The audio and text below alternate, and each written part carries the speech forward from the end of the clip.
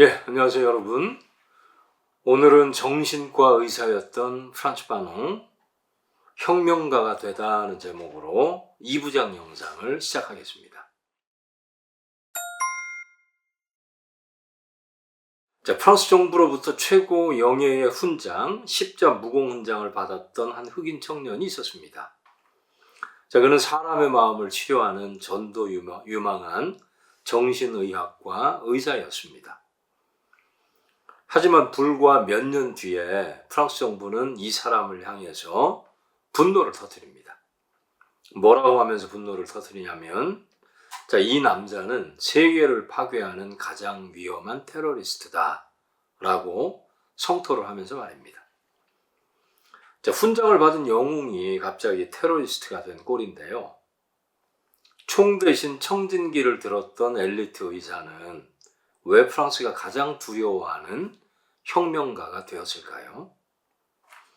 20세기 격동의 역사 속에서 차별과 억압의 사슬을 끊어내려고 했던 인물 프란츠 파농의 이야기를 지금 시작하겠습니다. 자, 1925년에 카리브의 작은 섬 마르티니크에서 프란츠 파농이 태어납니다. 참고로 카리브해에는 섬이 한 19개 정도 되는데 대표적인 섬이 쿠바죠. 쿠바, 자메이카, 도미니크, 아이티 이런 데를 합해서 19개 정도의 섬이 있는데 그 중에서도 조그만한 마르티니크라는 섬에서 파농이 태어납니다. 자, 당시 마르티니크는 프랑스의 식민지였는데요. 파농은 비교적 유복한 중산층 가정의 아들로 태어납니다. 자, 파농은 학교에서 프랑스어만 썼고 프랑스의 역사와 문화를 배웠습니다. 그는 스스로를 뼛속까지 프랑스인이라고 믿으면서 자랐습니다. 왜냐하면 그때 당시 프랑스가 가르친 식민지 교육의 내용 중에 하나가 그 아프리카뿐만 아니라 카리브해 흑인들 원주민들에게 나는 프랑스인이다. 내 조상은 갈리아인이다. 고올인이다. 이렇게 이제 가르쳤죠. 그래서 노예 해방도 프랑스 백인이 시켰고, 그리고 그들의 조상도 프랑스인하고 똑같은 갈리아인이라고 믿으면서 자랍니다. 일종의 지금 용어로 하면 가스라이팅을 시키는 거죠. 자, 참고로 프랑스가 아프리카에 가장 많은, 그리고 카리브에 가장 많은 식민지를 가지고 있던 제국 중에 하나인데, 이제 프랑스하고 맞먹는 제국이 영국이죠. 그런데 식민 통치 방식이 영국하고 프랑스가 좀 다릅니다. 그러니까 프랑스 같은 경우는 직접 통치, 그리고 영국은 간접 통치를 시도합니다. 이 차이가 뭐냐면, 직접 통치라는 건 뭐냐면 프랑스가 통치하는 아프리카하고 카리브해 식민지의 원주민과 흑인들을 까만 피부를 한 프랑스인으로 만드는 겁니다. 그런데 그때 직접 통치라는 건 무슨 말이냐면 그 모든 식민지인에게 프랑스어를 완벽하게 구사하도록 통치를 하는 거죠. 행정적인 제도를 만드는 거죠. 까만 피부의 프랑스 흑인으로 만드는 그런 어떤 작업을 하는 거죠. 다른 하나는 기억을 지우는 작업을 합니다. 그때 기억이라고 하는 게 역사죠.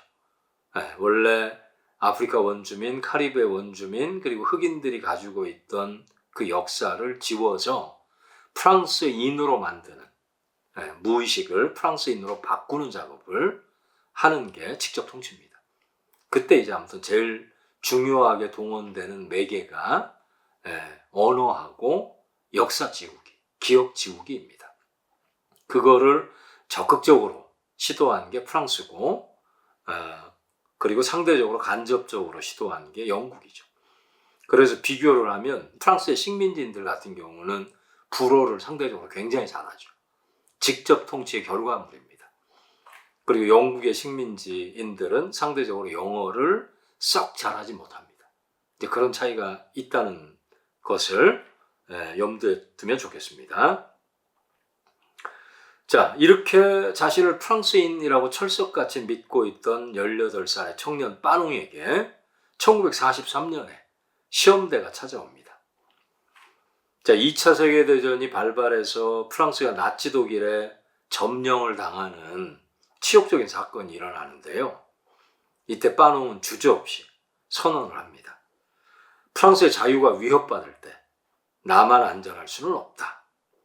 이렇게 이제 선언을 하면서 그는 조국 프랑스를 구하기 위해서 드골 장군이 이끌던 자유 프랑스 군에 자원 입대를 합니다. 자, 이때 여러분들이 잘 아시겠지만, 자, 프랑스가 히틀러의 군합발에 짓밟힐 때 두 가지 유형의 어떤 운동이 전개가 되는데, 하나는 프랑스 내부에서 레지스탕스를 이제 그 조직을 해서 그 나치 정권에 부역하는 정부로 바뀌어버린 그런 괴뢰 정부 있죠. 비시 정부. 여기에 저항하는 운동을 펼쳤던 세력이 하나 있고, 이제 다른 세력 하나가 이제 대표적으로 드골이 이끌던 자유 프랑스 군이죠. 자, 드골은 프랑스 본토가 히틀러의 군합발에 짓밟힐 때 런던으로 망명을 합니다. 그래서 거기서 이제 처음으로 간헐적인 저항 운동을 벌이다가 이제 본격적으로 일종의 임시정부를 꾸려서 나치 독일에 저항하는 이제 세력을 만들어내는데, 그때 이 드골이 임시정부를 꾸렸던 지역이 굉장히 흥미롭게도 두 군데입니다. 둘 다 아프리카에 있었죠.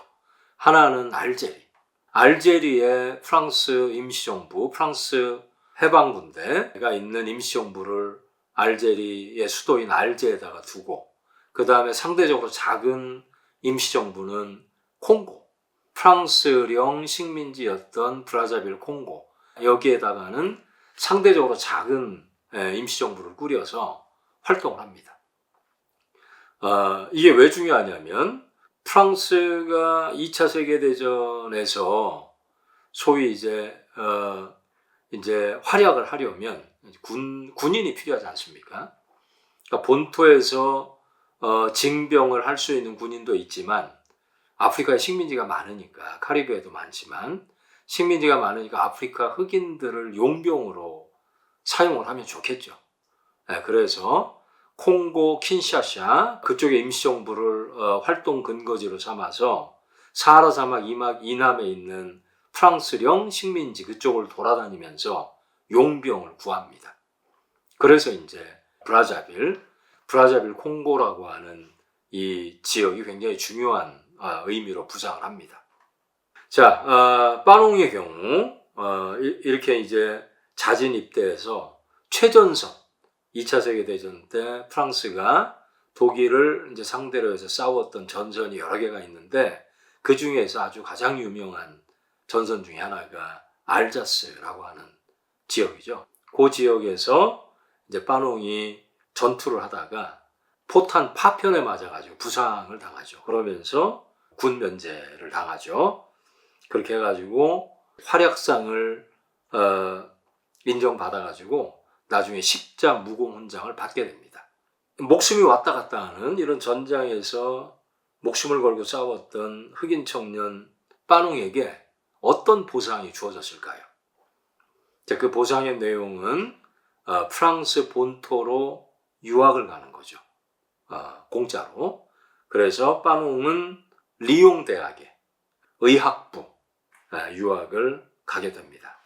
그 전에 파농이 충격을 받았던 대목이 한 군데가 있는데, 자, 전쟁이 끝나고 파농이 이제 마르티니크로 귀향을 하죠.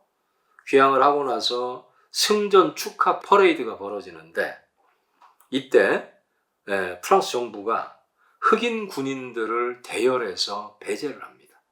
백인 여성들이 백인 군인들, 프랑스 군인들에게만 꽃다발을 걸어주고 꽃을 던져주고, 같은 전쟁에 같은 전선에서 목숨을 걸고 싸웠던 흑인 군인들에게는 철저하게 그 군인들은 외면하는 이제 그런 사태를 보면서 파농이 그때 충격을 받습니다. 충격을 받을 만하죠.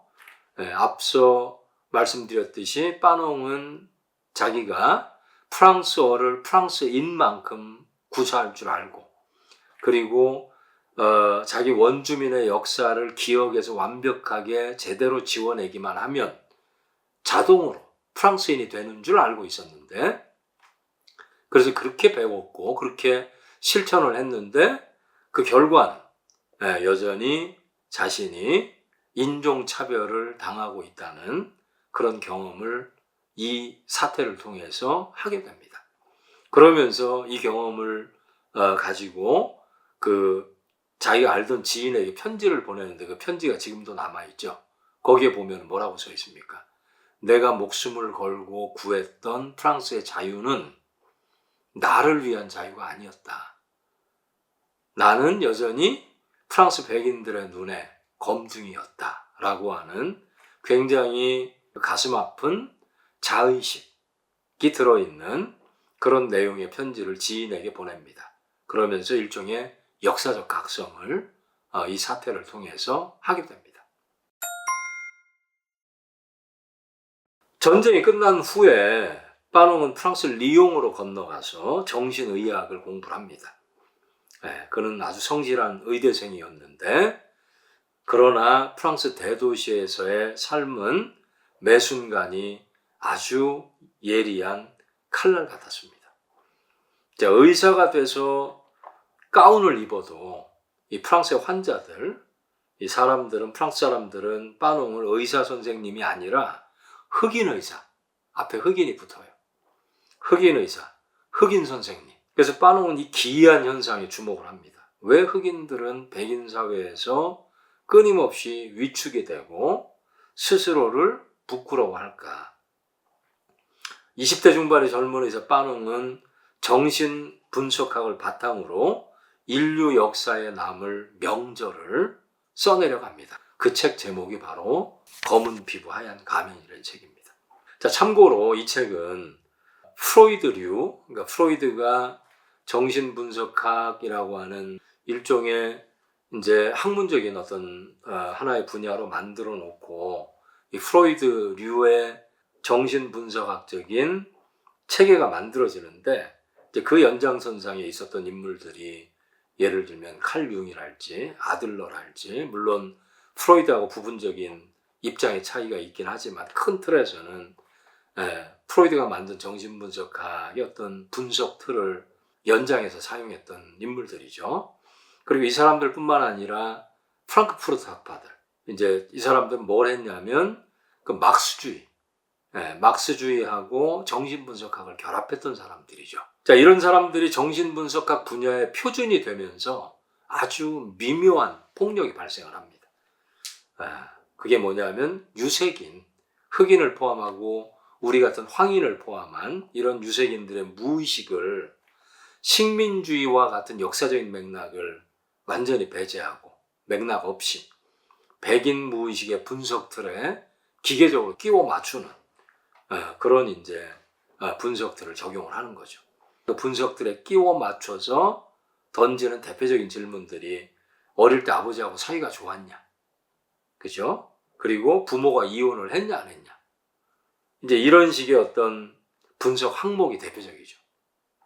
그러니까 대타자인 아버지하고 아버지와의 관계, 그리고 결손 가정이냐 아니냐, 이런 문제를 기준으로 해서 신경증 혹은 분열증을 분석하는 이게 틀인데, 이제 이런 식으로 분석을 하면 식민지의 아이들은 거의 전부가 태어나면서 정신병 환자의 범주에서 벗어날 수가 없습니다. 식민지 아이들이 슈퍼맨 아버지, 식민지 같은 그런 열악한 조건에서도 돈을 잘 벌어오는 밥벌이를 잘하는 슈퍼맨 아버지를 두거나 아니면 천사보다도 고운 마음씨를 가지고 있는 제국주의자들, 이런 사람들을 지배자로 두고 있지 않다면 말입니다. 이 식민지 아이들이 태어나는 그 순간부터 신경증 환자나 분열증 환자가 되는 그런 지위에서 벗어날 수가 없죠. 아프리카 소설이나 영화 보면 아프리카 아이들의 경우는 보통의 경우 아버지가 없죠. 그 아이들의 아버지들이 보통은 싸우다가 죽거나 아니면 돈 벌러 식민지 본토로 가거나 프랑스나 영국이나 혹은 다른 지역으로 가서 광산에서 일을 하거나, 우리도 그렇죠. 이민진의 빠친코 같은 거 보면 다 다른 땅으로, 하와이나 이런 땅으로 이주했던 우리 선조들, 이런 선조들이 밥벌이를 찾아서 간 거 아닙니까?